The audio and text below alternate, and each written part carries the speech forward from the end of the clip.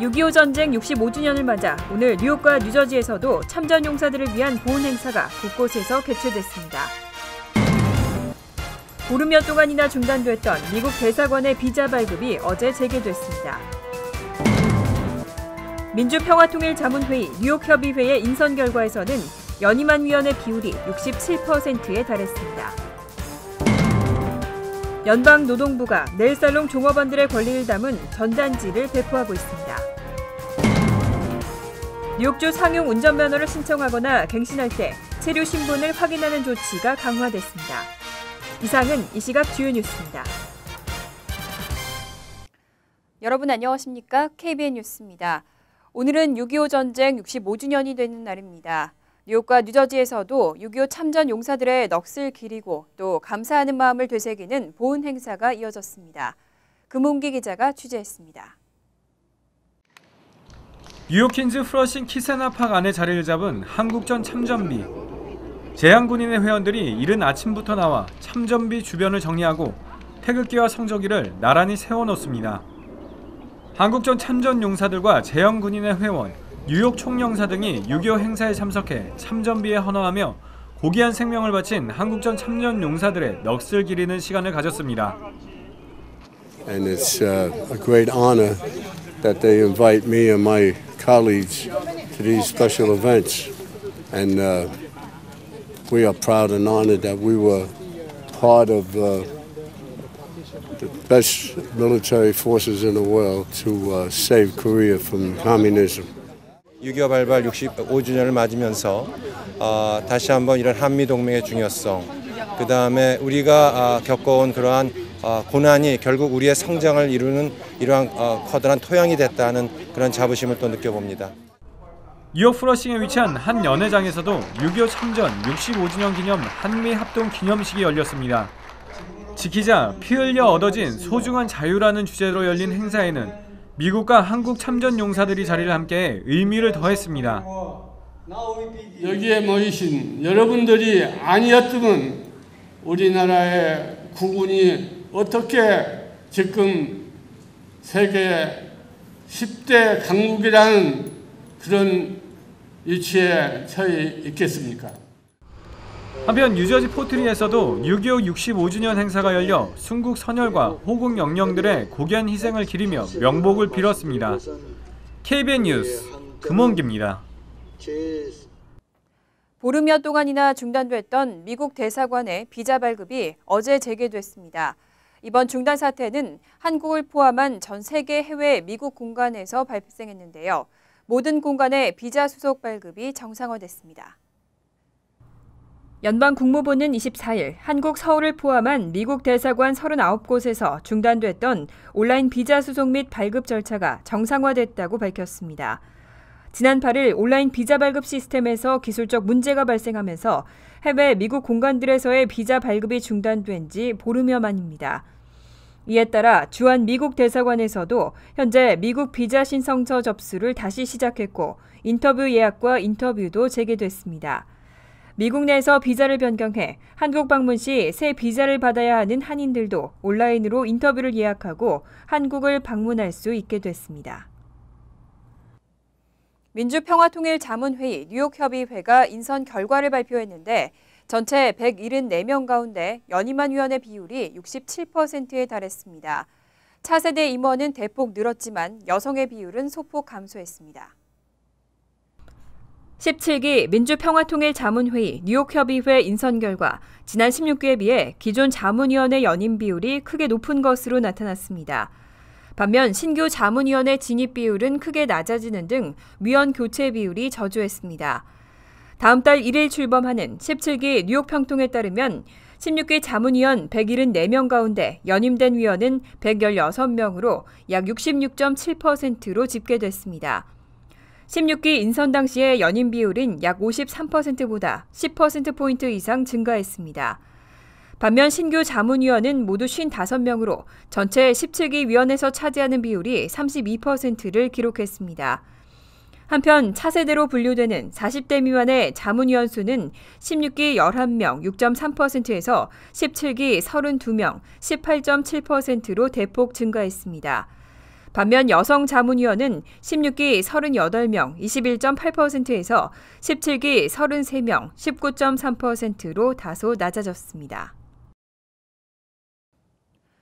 뉴욕타임스의 내일업계 탐사 보도 이후 내일업계를 상대로 한 개선 노력이 이어지고 있습니다. 연방노동부는 네일살롱 종업원들의 권리를 담은 전단지를 배포하고 있습니다. 연방노동부는 네일살롱 종업원 임금과 근로시간에 관한 권리라는 제목의 전단지를 배포하고 있습니다.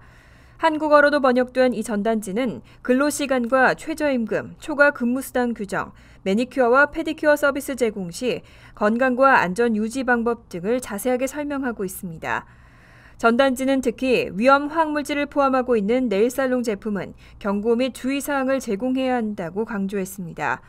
또 살롱의 환기를 유지하고 신선한 공기가 들어오게 해야 하며 화학물질을 안전하게 보관해야 한다고 당부했습니다. 한 노동부 관계자는 뉴욕타임스의 내일업계 탐사 보도가 나간 후 뉴욕시 네일살롱 업체와 종업원들을 대상으로 교육과 계몽 활동을 펼치고 있다고 밝혔습니다. 공화당 후보로 대선 출마를 선언한 부동산 재벌 도널드 트럼프가 초반 돌풍을 일으키고 있습니다. 이달 초 불과 4%에 그쳤던 지지율이 11%까지 오르면서 잽 부시에 이어 2위를 차지했습니다. 최근 서폭 대학은 뉴햄프셔주의 공화당 유권자를 대상으로 지난 18일부터 22일까지 여론조사를 실시했습니다. 그 결과 트럼프는 11%의 지지율을 기록하면서 잽 부시 전 플로리다 주지사에 이어 2위를 기록했습니다. 이에 대해 월스트리트저널은 트럼프가 정치권에서는 무시당하지만 유권자 사이에서는 그렇지 않다는 점을 보여줬다고 평가했습니다. 하지만 트럼프를 좋아하지 않는다는 응답자도 49%에 달해 유권자들의 호불호가 극명한 것으로 나타났습니다. 한편 공화당의 또 다른 유력 후보인 크리스 크리스티 뉴저지 주지사가 이르면 다음 주 대선 출마를 공식 선언할 수 있다는 전망도 나왔습니다. 크리스티 주지사는 지난 2012년 허리케인 샌디 피해 복구 과정에서 보여준 강력한 리더십으로 유력한 차기 대선 후보로 꼽혀왔습니다. 하지만 지난해 1월 브리지게이트 파문으로 인해 지지율이 급락하고 23일 기준 지지율은 역대 최저인 30%를 기록했습니다. 이에 크리스 크리스티 주지사의 향후 행보에 관심이 모아지고 있습니다. 연방정부에서 주는 학생 융자 프로그램인 스태포드론의 이자율이 오는 7월부터 인하됩니다. 지난해 4.66%에 비해 0.37%포인트 낮아져서 4.29%로 전망되고 있습니다. 대학 진학 및 성공연구소는 연방정부의 스태포드론 이자율이 오는 7월부터 인하된다고 발표했습니다. 연구소는 2013년 연방의회가 제정한 대학 학자금 지원법에 따라 학부생들에게 주는 스태포드론의 이자율이 오는 7월 1일부로 4.29%로 인하될 것이라고 전망했습니다. 지난해 4.66%에 비해 0.37%포인트 낮아집니다. 이와 같은 인하는 스태포드론의 보조융자와 비보조융자 프로그램 모두 해당됩니다.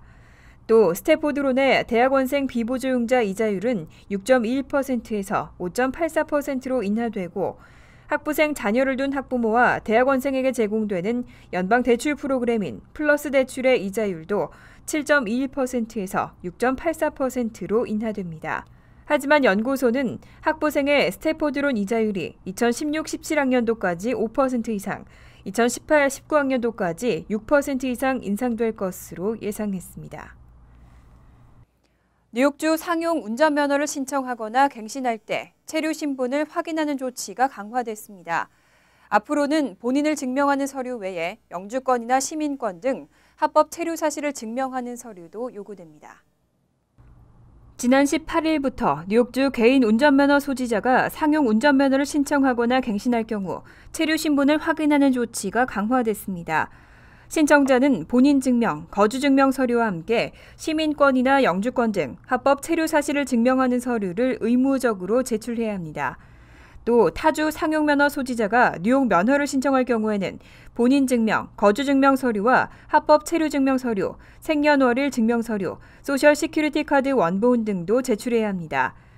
한편 이번 조치로 기존 면허 소지자들도 우편갱신이 불가능해지고 직접 차량국을 방문하도록 변경됐습니다. 뉴욕주는 지난 4월부터 상용 운전면허 규정을 연방 규정과 일치시키는 작업을 진행해 왔습니다.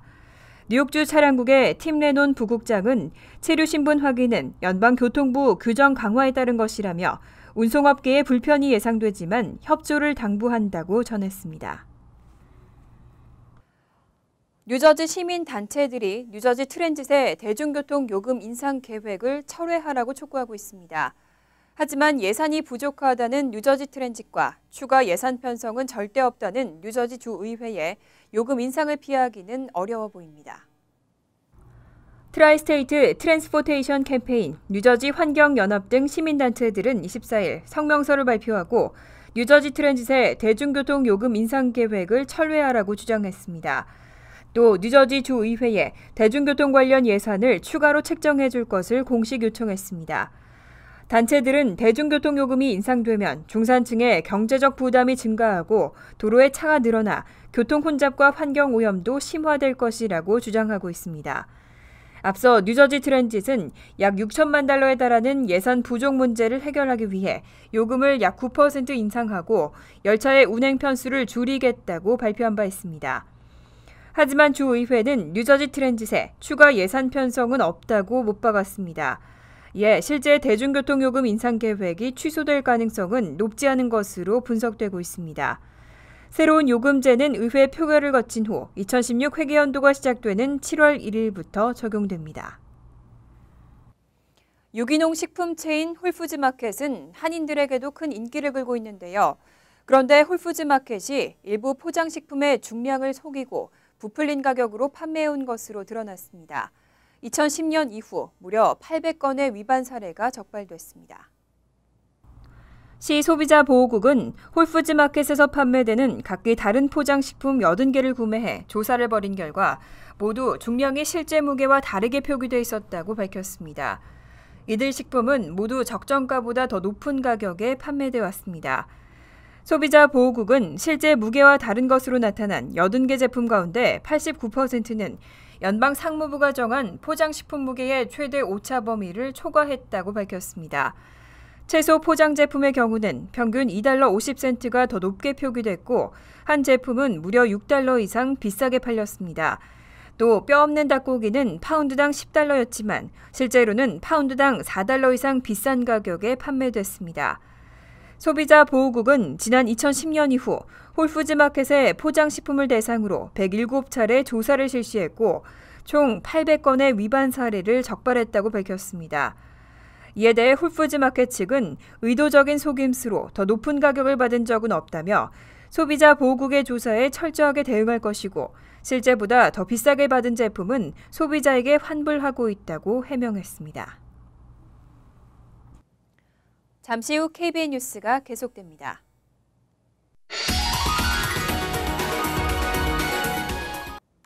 이어서 LA 지역 한인사회 소식입니다. 6.25 전쟁 65주년을 맞은 오늘 공군 전우회 모임이 LA 한인타운에서 열렸습니다. 참전 용사들 가운데 공군 조종사로 수십 차례 출격했던 한인 노병을 박시문 기자가 만나봤습니다. 오늘 오전 한인타운의 한 호텔에서는 공군 출신들의 전우회 모임이 있었습니다. 6.25를 하루 앞둬서인지 오늘은 10명이 넘는 참전용사들이 참석했습니다. 이미 머리가 휘어진 참전용사들은 그 시절을 생각하면 감회가 새롭습니다. 먼저 떠난 전우들을 위한 묵념을 하며 그들이 편안히 눈을 감았기를 기원합니다. 한국전 당시 소위 계급으로 90번을 넘게 비행기를 몰고 출격을 했던 이배선 씨는 당시 전사했던 동료들을 생각하면 가슴이 뭉클하다고 말합니다. 같이 나갔던 출격한 동료들이 함께 독일성이 적 포탄에 맞아서 그 적재에 떨어지는 거 두고 그 기지로 돌아오는 그 참을 수 없는 이런 심정, 흥분된 마음. 이배선 씨는 동료들의 희생이 있었기에 오늘날에 우리가 있을 수 있었던 것이라고 덧붙였습니다. 그러한 그 희생, 그런 것이 없었으면 오늘의 우리들이 있었겠느냐 하는 그 이런 그 애절한 느낌을 느끼고, 이와 함께 이배선 씨는 한국전 당시 있었던 자료들을 모두 들고 나와 작은 전시회를 열었습니다. 한국전에 참전했던 용사들은 사진들을 보며 옛 생각에 잠깁니다. 한국 전쟁 발발 65주년이 되는 해 미국에서 모인 한국전 참전 용사들. 목숨을 바쳐 나라를 지켜온 용사들이 있었기에 지금의 우리가 있다고 이들은 한결같이 입을 모읍니다. MBC 뉴스 박승원입니다. LA 일본 총영사관 앞에서 일본 정부의 사과를 촉구하는 위안부 집회가 열렸습니다. 위안부 문제를 알리기 위해 80마일 자전거 횡단에 나선 두 청년이 집회를 주도했는데 9월까지 이들 청년이 지나는 도시들에서 대대적인 집회가 열릴 전망입니다. 김정근 기자의 보도입니다. 일본은 사죄하라! 사죄하라! 사죄하라! 일본군 위안부의 참상을 알리고 일본 정부의 진정한 사과를 촉구하는 수요 집회가 LA 총영사관 앞에서 열렸습니다. 소수의 참가자지만 피켓을 든 이들의 모습엔 비장함이 묻어납니다. 위안부 문제를 알리기 위해 80일간의 자전거 횡단을 계획한 심용석, 백덕열 두 청년이 이번 시위를 주도했습니다. 그래서 할머님들의 목소리를 그대로 미국에 가져와서 똑같이 수요일에 할머님들의 목소리를 사람들한테 알려보자 해서 미국에서 수요 집회를 진행하게 됐습니다. 어제 별세한 또 한 명의 위안부 피해자 김연희 할머니의 넋을 기린 두 청년은 대장정에 앞서 굳은 의지를 다졌습니다. 한 분 한 분 또 이제 하늘나라로 가시니까 저희는 너무나 마음이 안타깝고 또 그런 부분이 있어서 저희는 더 동기부여가 되는 부분이 있고요. 내일 글렌데일 소녀상 앞에선 김연희 할머니의 추모식과 함께 이들 두 청년의 출정식도 열립니다. 3,728마일의 횡단은 이번 토요일 시작되며 9월 7일까지 미국 12개 주를 지납니다. 워싱턴과 뉴욕 등에선 다시 한번 일본 영사관 앞 수요 집회를 주도할 계획입니다. 이들의 횡단 기록은 페이스북을 통해 확인할 수 있습니다. 화학연료가 아닌 두 청년의 심장과 두 발로 달리게 될 이번 미 대륙 횡단이 전 세계는 물론 일본 정부에 어떤 메시지를 전달하게 될지 관심이 모아지고 있습니다. MBC 뉴스 김정균입니다. 월드리포트입니다. 런던의 부자들 사이에서는 자신의 집 지하를 호화 리조트처럼 꾸미는 게 대유행인데요. 지하에 수영장이나 영화관을 만드는 공사가 너무 많다 보니 이웃들이 큰 피해를 보고 있습니다. 런던에서 가장 집값이 비싸기로 유명한 켄싱턴 앤 첼시. 300억 원이 넘는 고가 주택이 즐비합니다. 겉보기엔 여느 주택가와 다를 게 없는데 턱없이 비싼 이유는 따로 있습니다. 정원을 파서 지하에 휴식 공간을 만든 한 주택. 높은 천장과 대리석으로 마감한 바닥의 지하실에는 수영장과 영화관, 포도주 저장고까지 있습니다. This is where we entertain people, and if you want to make an impression, you want to make sure that when they use the cloakroom, they're going to a nice room there as well. 이렇게 호화로운 지하실을 만드는데 수십억 원이 들었습니다. 또 다른 집의 지하실. 여기도 웬만한 리조트 못지않은 시설을 자랑합니다. 런던 부자들 사이에 지하실 꾸미기 열풍이 불게 된 건 이 지역이 역사 보존 지역이라 건물 외형은 개조가 불가능하기 때문입니다. 게다가 지하실이 호화로울수록 집값도 비싸게 받을 수 있어 공사비가 아무리 비싸도 집주인들로선 손해볼 게 없습니다. If we kept the house at 5,000 square feet, I would anticipate maybe 7 million. And now that we've doubled it, I would say about 13 million. 이렇다 보니 2001년 46건에 불과했던 지하실 공사 신청수는 2014년 450건으로 10배 가까이 폭증했습니다. 하지만 부자들의 호화 놀이터가 늘어나는 만큼 이웃 주민들의 고통도 커지고 있습니다. Building up can be noisy and unpleasant, but digging down, the house shakes constantly while they're doing it. The drilling noise is horrendous. 옆집의 지하실 공사 때문에 멀쩡한 벽이 갈라지기도 합니다. 성난 주민들의 항의가 빗발치자 구의회는 당분간 지하실 공사 허가를 내주지 않기로 했습니다. What we're doing now is making a real effort to change our policy. We're not going to ban basements, but we will actually rein back the worst excesses of it. 그러나 이미 시작된 부자들의 지하실 공사는 멈출 줄 모르고 소음과 먼지에 노출된 주민들의 고통 역시 계속되고 있습니다. 간추린 소식입니다. 뉴욕시가 억울하게 살인 누명을 쓰고 수감됐던 50대 남성에게 $625만 보상합니다. 시 감사원은 24년간 억울한 옥살이를 하다가 지난해 풀려난 53살 조너선 플레밍에게 $625만 보상하기로 합의했다고 밝혔습니다. 플레밍은 지난 1989년 브루클린에서 친구인 마약상을 살해한 혐의로 기소돼 25년형을 선고받고 24년이 넘게 복역했지만 지난 2013년 재조사에서 무죄가 입증됐습니다. 롱아일랜드에서 베이글 가게를 운영하던 한인 업주가 성추행 피해를 입은 미성년자 종업원을 보호하지 않았다는 이유로 고용차별 소송을 당했습니다. 당시 17세 여학생은 이 업소에서 아르바이터를 하던 2013년 10월 타인종 종업원 남성으로부터 성추행을 당했습니다. 이후 여학생은 업주에게 이 사실을 알리고 스케줄을 바꿔달라고 요구했지만 이 씨가 계속해서 거부한 것으로 알려졌습니다. 뉴저지주에서 50대 한인 여성이 공금 횡령 혐의로 체포됐습니다. 소머셋 카운티 검찰과 브리지워터 경찰국은 어제 브리지워터 커뮤니티 서비스에서 근무하던 52살 윤자 디바인 씨를 절도와 횡령 등의 혐의로 체포했습니다. 시니어 레지던트 매니저를 맡고 있던 디바인 씨는 지난 2013년 9월부터 2015년 1월까지 $32만 5천 불법 수표를 개인 계좌로 입금한 혐의를 받고 있습니다. 북부 뉴저지 카지노 설립에 대해 주민 절반 이상이 반대하는 것으로 나타났습니다. 페어리 디킨슨 대가 발표한 설문조사 결과 응답자의 56%는 아틀랜틱 시티 외 지역에 카지노를 세우는 것에 반대한다고 대답했습니다. 찬성은 37%에 그쳤습니다. 오는 11월 본선거에서는 북부 뉴저지 카지노 설립 허용을 위한 주 헌법 개정의 찬반 여부를 묻는 주민 투표를 실시하는 방안이 추진되고 있습니다. 환율과 증권 소식입니다.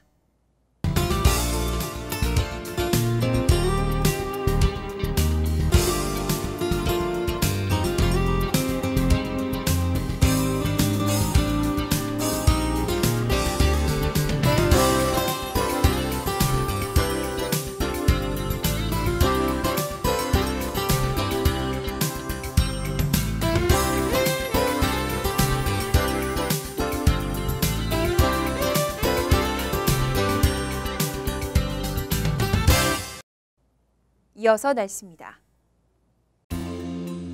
금요일은 오전에 약간의 비가 내린 후 개겠고 선선하겠습니다. 낮 최고 기온은 71도, 섭씨 22도, 밤 최저 기온은 63도, 섭씨 17도로 예상됩니다. 토요일은 흐린 가운데 오후부터 비가 내리겠고 밤에는 폭우가 오는 곳도 있겠습니다. 일요일도 흐리겠고 곳에 따라 소나기나 천둥 번개 가능성이 있겠습니다.